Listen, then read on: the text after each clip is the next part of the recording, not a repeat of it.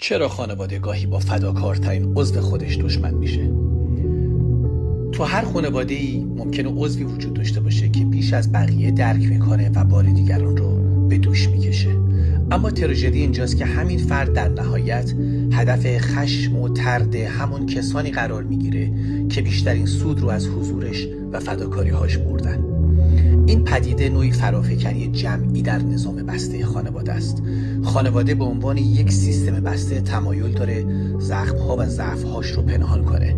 وقتی یکی از اعضا بیش از دیگران میبینه و میفهمه، به آینه‌ای تبدیل میشه که انکارها و ناتوانی‌های دیگران رو منعکس میکنه و همین باعث میشه اونو به چشمی دشمن یا تهدید ببینن.